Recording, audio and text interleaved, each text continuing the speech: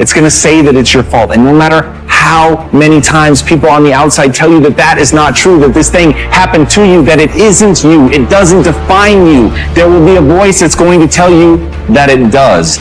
His mother said, "We just must not realize how bad it is." Well, the reality is, he just made a decision. He decided that he was going to manage his state. Why? The sorry. You cannot keep depending on sorry. Better. Better. Much better. And that's where you have to fall back on process. That's where you have to realize that you literally have to practice loving yourself, and that it's okay, that no matter what happened, there is absolutely nothing that invalidates that you're worthy of your own love. But you've got to practice it. You've got to be willing to do it. You've got to be willing to put in the reps. You've got to know that it's not going to feel right, but you've got to know on the other side of that is a vision of your life where you actually do love yourself. Because you took the time to say it. You took the time to practice it. You took the time to sit there and feel stupid and say that you love yourself. And sometimes just putting in the work. Because he saw the alternative as much more painful. He said, look, I got one of two choices.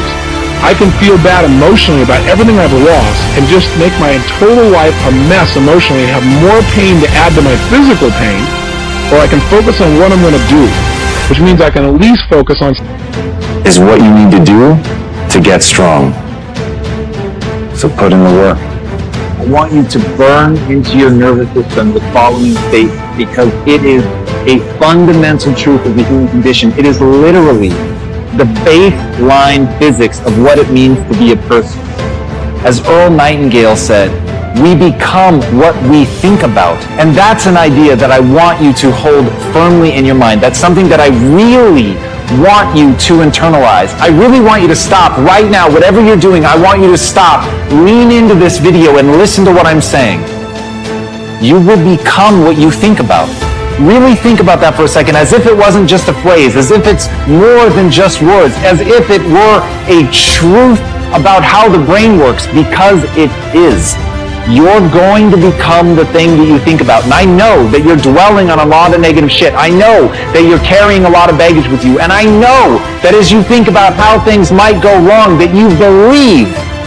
About 8 years later, he's flying his airplane with 3 other friends in Colorado. And he made himself a rather big mistake. He didn't go through his checklist.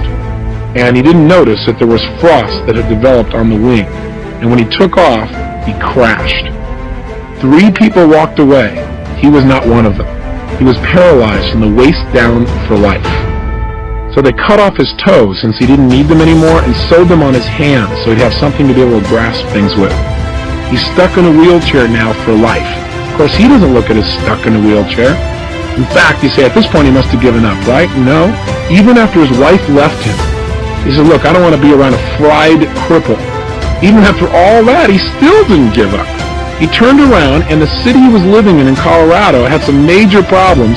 He decided to become the mayor of that town. After that, he decided to run for lieutenant governor of the state of Colorado. He placed 3rd in a group of 6, and he ran on the issues, not on a sympathy vote. Onward and upward. Doing all the things that will make you better depends on how you think, how you feel, what you do, how you proceed. But let sorry go. We don't need that. You don't need that. Don't be the sorriest person. Be the better person. Lift yourself up. Stop with the excuses. Stop doing things that you know that is not right.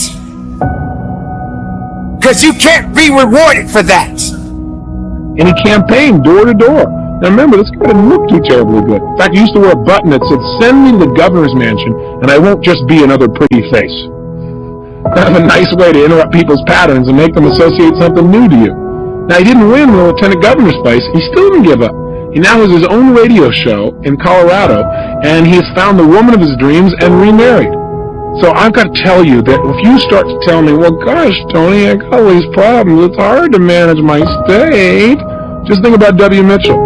When I look at somebody like Bilyeu and see all that he had, and I look at somebody like Mitchell, who seems to have all these challenges but is so happy, so successful, such a sense of possibility, it becomes clear to me that I have no excuse to ever not manage my state on a consistent basis. No matter how big the problems may seem, you're much better than anybody like that might ever hope to be. So how do we manage our states? Well, one, remember, I believe virtually everything in life comes down to why to first, then how to. There is no rewards in sorry. There is no rewards in pity. It's time to move on. It's time to be better.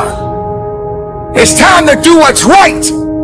Make it right within you. Be strong every day of your life. Be productive every moment of your life.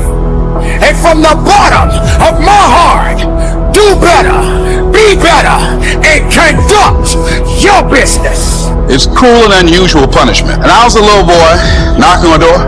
Hello, would you like to buy a nice working television set? No money down? No! Bam! They slammed the door in your face. And a friend of mine that was working with me, they slammed the door in his face, and I looked back and he was going to the car. He said, I can't do this. And he sat down in the car and he said, you go ahead, I'll be here when you get back. Now he had a mother and father to take care of him. My mother was ill. I am adopted. I was hungry. I had to go on. I learned something about myself. That when you step into your fears, somebody said, it was Winston Churchill, he said that courage is going from failure to failure without losing enthusiasm. When you step into your fears and continue to push yourself to go on, something happens for you.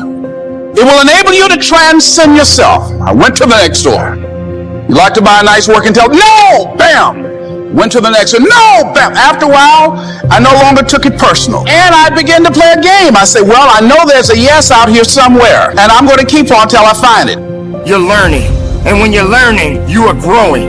You are growing to be something unique. You are growing to serve a purpose. Do not let failure confuse your opportunities. Let failure serve its purpose. Nothing happens overnight. It is a process. And the time will come where you will reflect on the many failures that you have embarked on. And for that, you will become greater than you was yesterday. So keep up the good fight. Keep pushing forward and learn from the failures and move forward with a purpose. For purpose is within you, and only failure is there to teach you. And I'm not going home until I do. And I continue to knock on doors. And then somebody eventually would say yes. And I said, are you sure? And I would go in there and I would get the sale. When you have something you want to do, if you don't develop the courage to do that which has been given you to do, and you spend a lot of time going around trying to convince other people or trying to get their approval, what will happen is that you will lose your nerve. And other people will convince you that what you're doing doesn't have any value, and you'll give up on your dream. It's an interesting thing about life, I've also found, that if you don't have the courage to act, sometimes and particularly if you have something special to do, life will move on you. Abraham Maslow said that the life is about growth, and he said you could either go back to your comfort zone, and there you won't find any growth, or you must be willing to go forward and face your fears again and again and again.